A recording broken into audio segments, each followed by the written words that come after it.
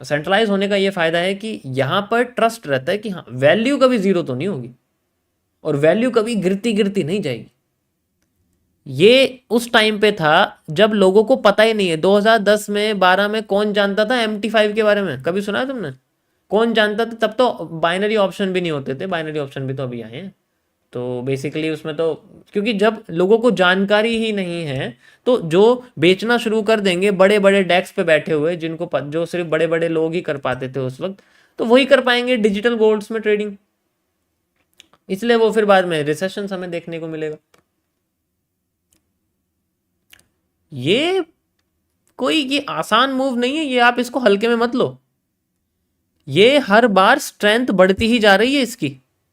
ये देखो पहले इतना नहीं होता था, ये देखो कितना सा मूव आता था, क्योंकि जितने कम लोग उतना कम वॉल्यूम। आगे जाके ये बढ़ेगा ही मूव, क्योंकि ऑब्वियस सी बात है लोग और बढ़ेंगे। अब जैसे मैं आपको बता रहा हूं तो कुछ लोग गोल्ड के बारे में जानते भी नहीं, तो वो भी इंटरेस्ट करेंगे। एक एक रुपया मिला भी देंगे तो 100 करोड़ जनसंख्या का 100 करोड़ वॉल्यूम आ जाता है। ऑब्वियसली बात है मार्केट में मूव, और ये सिर्फ गोल्ड के साथ नहीं है, ये उन्हीं सब के साथ है जिनको पॉपुलर किया जा रहा है। बिटकॉइन को पॉपुलर किया जा रहा है। ऐसा क्यों होता है कि एकदम से बिटकॉइन की न्यूज़ आने लग जाती है जैसे वो गिरना शुरू करता है? जैसे वो उठना शुरू करता है फिर उसकी न्यूज़ आने लग जाती है जब वो गिरने वाला होता है, क्योंकि ये सब पीछे से प्रेस आगे रिलीज किया जाता है कि भाई ये न्यूज़ फैलाओ हर जगह पे। जैसे गाना या फिर कोई भी कुंभ के मेले वाली चीज़ें वायरल हो जाती है ना, तो वैसे ही इन चीज़ों को करा जाता है कि हाँ भाई नीचे गिर गई मार्केट वायरल, और फिर वॉल्यूम तो बहुत अच्छे वाला आता है इसके अंदर। तो रिसेशन बहुत कम होता है लेकिन बेसिकली ग्रोथ बहुत ज़्यादा होती है। अभी इंडियन मार्केट में रिसेशन चल रहा है ना, डाउन ट्रेंड चल रहा है ना, कितने टाइम तक चलेगा? कितने टाइम तक चलेगा? कब तक? फाइनेंशियल ईयर के एंड तक। और फाइनेंशियल ईयर का एंड क्या है? 15 दिन बाद ही है। फिर देखो वॉल्यूम कैसे आता है भगा हुआ। तो कुछ चीज न्यूज से रिलेटेड भी होती है और कुछ चीज आपकी वैल्यू बेस्ड भी होती है। अगर आप सेम प्रॉपर्टी का चार्ट देखोगे तो जब तक किसी देश में वॉर नहीं होता उसका इंडेक्स मार्केट नहीं गिरने वाला, ये दिमाग से निकाल लो।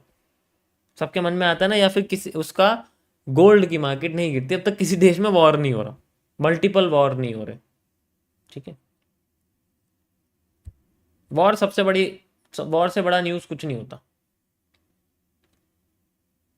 समझ में आया?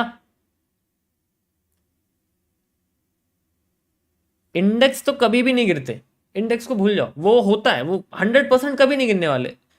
ये सेंट्रलाइज मार्केट की सबसे अच्छी कहानी है। ये सेम आपको इसमें दिखेगा, ये सेम आपको हर किसी में दिखेगा। अब मैं इसको लेके चलता हूँ आपको थोड़ा सा चार्ट में चलते हैं। XAG USD, ये हमारा सिल्वर स्पॉट है, या फिर आप डायरेक्ट इसको देख सकते हैं लाइक दिस। इसमें तो ग्रोथ ही ग्रोथ, मार्केट फिर जीरो वैल्यू नहीं दिखेगी आपको बेसिकली। इसमें तो बहुत ही बढ़िया ग्रोथ है।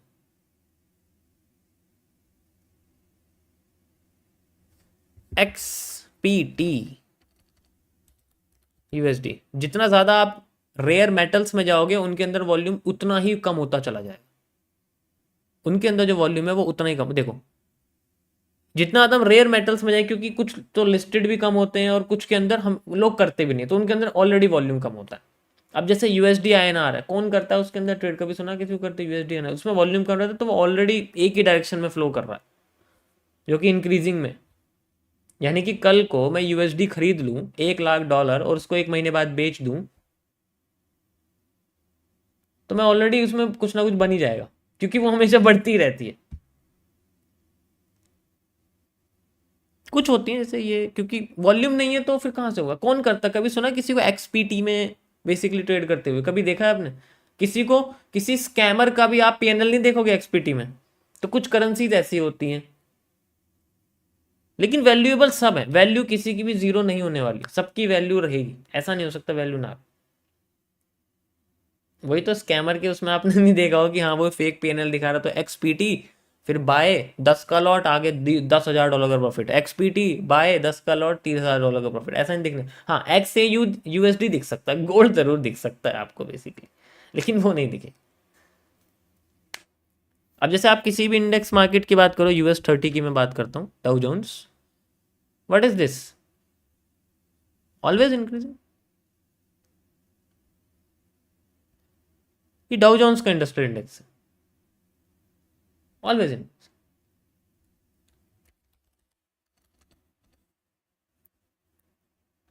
ये यहाँ का है, इसका तो ग्राफ देख के आपको लग रहा है इसकी तो स्पीड ही बहुत हाईएस्ट है। तो अब अगर सप्लाई आई है तो डिमांड के बाद सप्लाई भी आएगी, तो ओरिजिनली जीरो नहीं हो सकती वैल्यू, जीरो को छोड़ दो।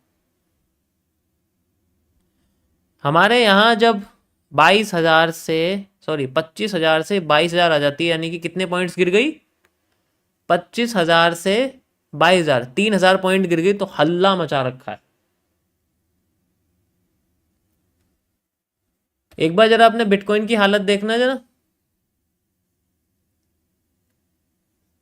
एक वैल्यू करेंसी की 75,000 तक गई थी और फिर वैल्यू 15,000 आ गई। अरे कोई नहीं, दोबारा खरीद लेंगे, फिर गई है ऊपर और अब फिर गिर गई। डेली 3-4 हजार पॉइंट तो हिल ही रही है, लेकिन इसके बारे में कोई बात नहीं करेगा। क्यों? क्योंकि डिसेंट्रलाइज्ड है ना, जा रही है कहीं भी जाने दो, जीरो भी हो जाएगी तो क्या फर्क पड़ रहा है, हमने ठेका थोड़ी ले रखा है इसको कंट्रोल करने का।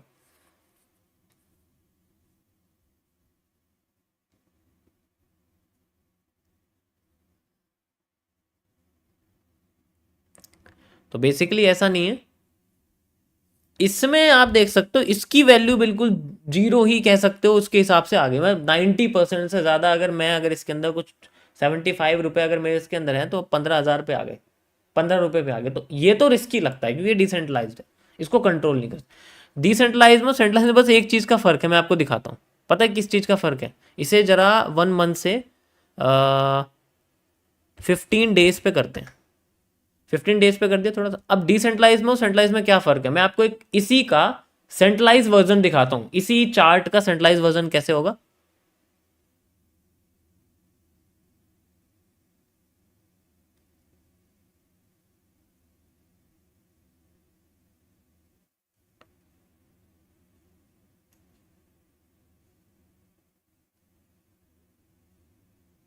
ये रहा इस चार्ट का सेंट्रलाइज वर्जन, ये कंट्रोल होता है, लिक्विडिटी पे कंट्रोल किया जाता है।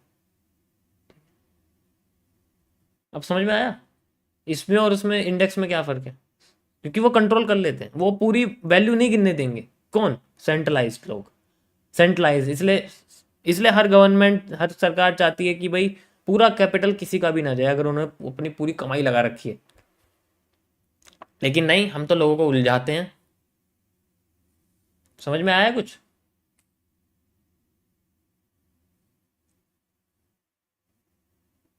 यहां तक समझ में आया सभी को दोनों में क्या डिफरेंस है? अब अगर कोई सामने से बोल रहा है, प्रिटेंड कर रहा है, नॉट फॉर एजुकेशन पर्पस, पर आप हाँ SIP यूज करिए, नॉट फॉर एजुकेशन पर्पस, लेकिन आप म्यूचुअल फंड इन्वेस्ट करिए, नॉट फॉर एजुकेशन पर्पस, आप prudential funds FD PF use करिए,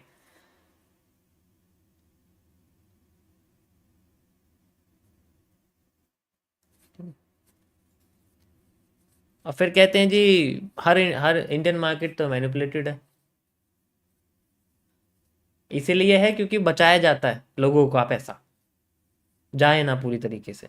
लेकिन नहीं, हमें तो क्योंकि टाइम फ्रेम छोटा है ना, उन्हें तो 5 मिनट के या 2 मिनट के 3 मिनट के टाइम फ्रेम पे ऑप्शन में सीधे हीरो जीरो करनी है, तो फिर इसमें गलती SIB को क्यों दे रहे हो यार तुम, या फिर गलती जो है सेंट्रलाइज्ड लोगों को क्यों दे रहे हो गलती तो वो ऑप्शन वाले की है ना। कौन मना कर रहा है? लो तुम इंडेक्स को लो, मैं ले लूंगा यार, 2023 में यहाँ पर लिया हुआ है index. This is the difference between centralise and decentralise market. ये जो चीज़ है, ये जो आपके सामने जो ये चीज़ है ना, ये इसको बचाने में हेल्प करती है, आपकी सप्लाई को आधा करने में हेल्प करती है सेंट्रलाइज मार्केट। वो नहीं चाहती कि आपका आधा भी पैसा चला जाए, इससे बचाया जाता है। तो मैनिपुलेटेड इंडियन मार्केट नहीं है, मैनिपुलेटेड स्टॉक मार्केट नहीं है, मैनिपुलेटेड मीम मार्केट है, मीम कॉइन है, क्रिप्टो मार्केट्स, P2P मार्केट है।